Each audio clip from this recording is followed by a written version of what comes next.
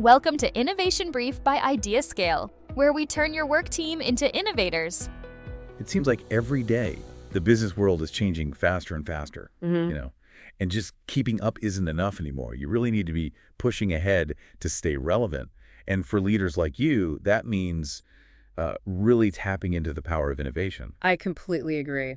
But how do you actually do that? How do you create a culture where people don't just have good ideas, but they can actually bring them to life? That's a great question, and I think a lot of people miss this. But innovation, it's not some, magical thing that just happens. It's actually a process, and like any process, you can manage it and make it better. That's what idea management is really all about, taking those sparks of creativity and turning them into a system that really drives results. So for this deep dive, we're looking at this really insightful article by Nick Jane from the IdeaScale blog. Oh yeah, I've read that one. Yeah, and it really digs into the nitty-gritty of idea management, which I think is so helpful.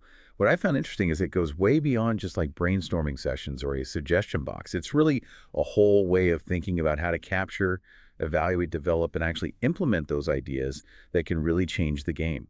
It really is. It's about making a framework that helps everyone in your organization contribute, from the people working directly with customers all the way up to the CEO. Because let's be honest, sometimes the best ideas come from the people you least expect. So let's get down to it. What exactly is idea management? Okay, so imagine you have a funnel.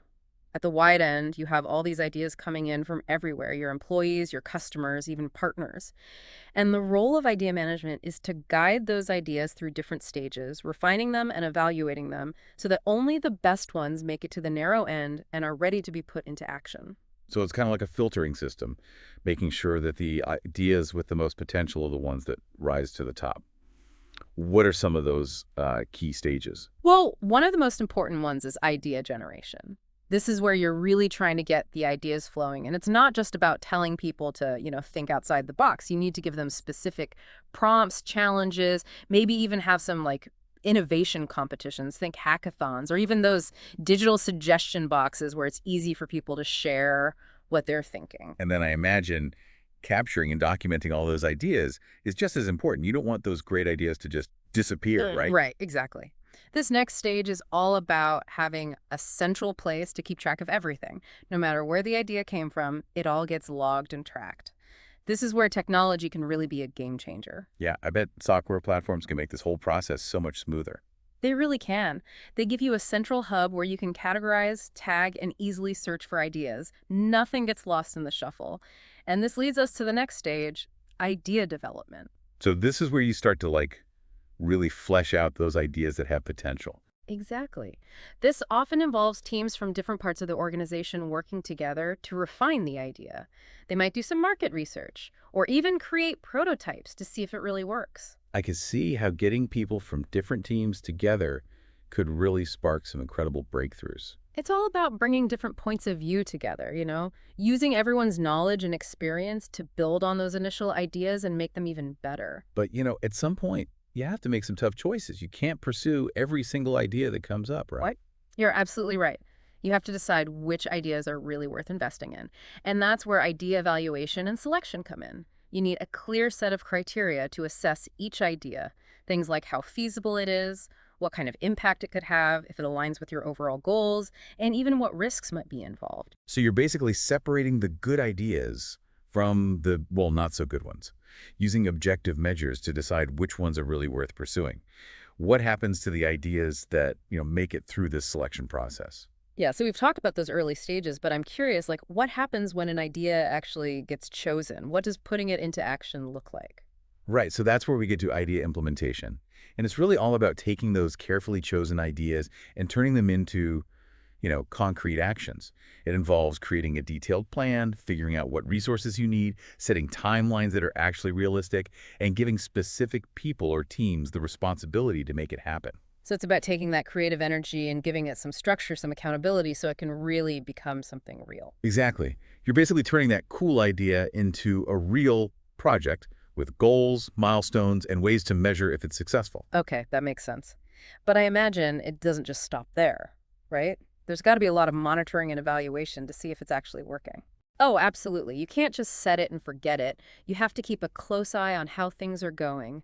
Monitoring and evaluation involves tracking those key performance indicators, getting feedback from everyone involved, and checking in regularly to see if the idea is actually achieving what you wanted it to. So it's not enough to just get it going. You need to actively track its progress and be ready to make changes along the way. Right. You need to be flexible and ready to adjust based on what the data and the feedback are telling you. And this brings us to something really important that needs to be a part of the whole idea management process: feedback and recognition. I was just thinking about that. It's so important to acknowledge and appreciate everyone who contributes, right? Yeah, it's not just about being polite. It's about building a culture where people feel valued and encouraged to keep sharing their ideas.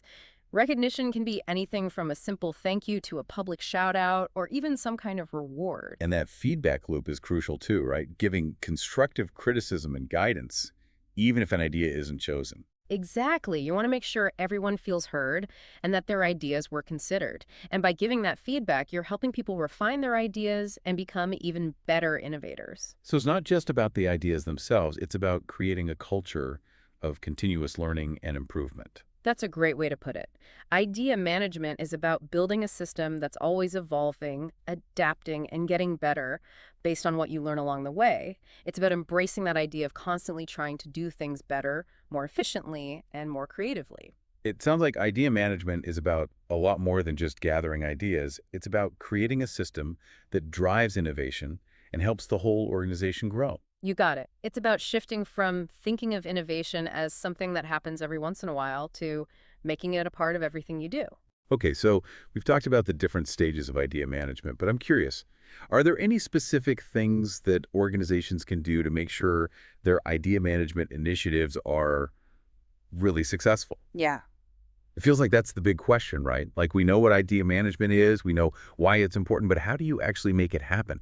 How do organizations really get those idea management programs off the ground and make them successful? Well, I think one of the most important things, maybe even the most important thing, is creating a culture where innovation can thrive. You have to make it a place where people feel comfortable sharing their ideas, even if those ideas are a little out there or maybe even seem risky at first. So you're saying it's about creating a space where people aren't afraid to speak up, where they know they won't be shut down or laughed at, even if their idea isn't perfect. Yeah, exactly. You want people to feel like they can challenge the way things are done, to think differently, to try new things. And this has to start at the top with the leaders. They need to show everyone that they value creative thinking and they want to hear those ideas. So it's not just about saying it, it's about actually doing it, leading by example. Exactly.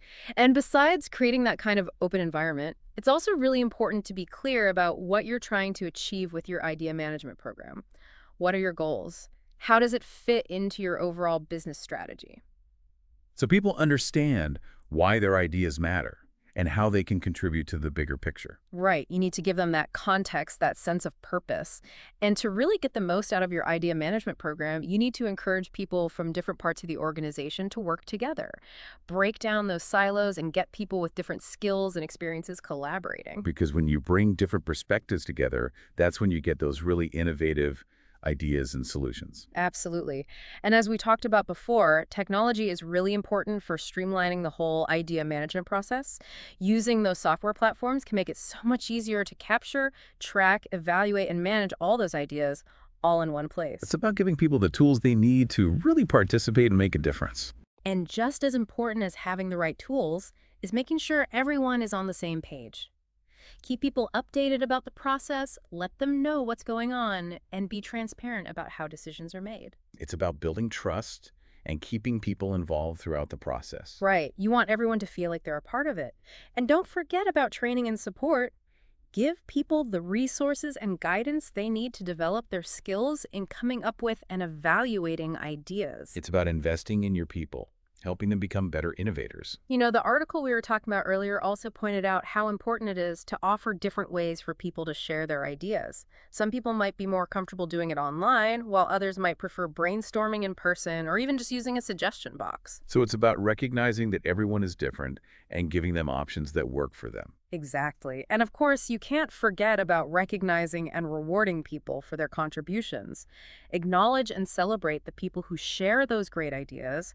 Let them know that you value what they bring to the table. It's about creating that positive feedback loop that keeps people motivated and engaged in the process.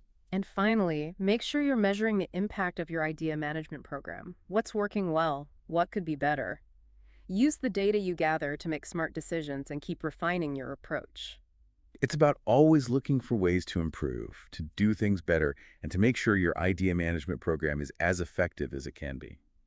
Well, it's been a really interesting conversation today. We've talked about a lot, from those first sparks of inspiration to creating a whole system for nurturing and developing ideas. It's clear that idea management is a powerful tool for driving innovation and growth. I completely agree. It's about recognizing that good ideas can come from anywhere, and if you have the right systems in place and you create the right culture, you can unlock that creativity and turn those ideas into real results. So for those of you listening who are ready to unleash that innovative potential within your own teams, I really encourage you to check out IdeaScale. They have a fantastic platform that can help you streamline your whole idea management process. Head over to ideascale.com and book a demo for a free trial. Turn your work team into innovators. And that wraps up this deep dive. Remember, we've got new episodes of the Innovation Brief coming out every Tuesday and Friday, so make sure you subscribe and stay tuned for more insightful discussions about how to unlock the power of innovation in your organization.